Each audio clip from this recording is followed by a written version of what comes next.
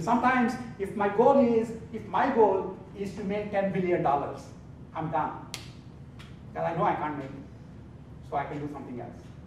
If on the other hand, my goal is to make as much money as I can, I'm never done. Did you understand what I'm saying? Sometimes the goal can just tell you that, well, there is no action you can do because that is an infeasible goal for you.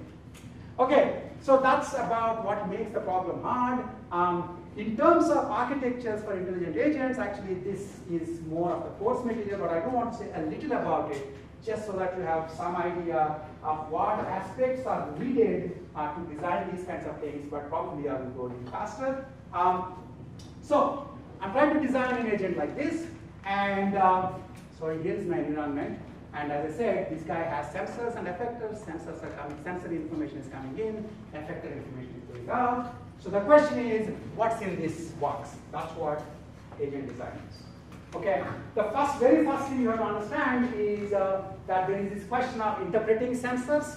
You basically are getting continuous signals and you are trying to interpret them into some logical or probabilistic information. That is an important aspect. I won't go too much into it, but that's a very important aspect. That's where your computer vision or your signal processing communities come in. Now, when I'm talking about this, I am talking about specific branches of engineering and science that will be useful in writing these programs. Okay? So, if you are mostly interested in figuring out how does environment information get interpreted as state information, you are interested in signal processing, essentially. Okay? Now, having processed the signal, then I still want to figure out what's the best action to do. And the simplest architecture for this agent is there's a big table. And the table basically says, if this is true in the state, this is the action you should do. That's it. Okay? And that such a state, that is such an agent essentially is what's called a reflex agent. How many of you know Roomba, the robot? Roomba is basically a reflex agent, mostly a reflex agent.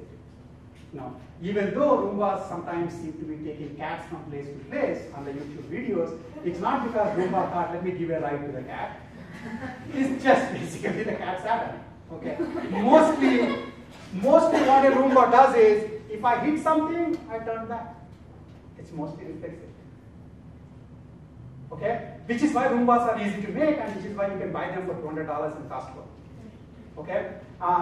Okay. So, but however, the problem is, in fact, it turns out that even in the case of Roomba, actually, there is one problem that it did solve. It solved the signal problem. It goes from signal to state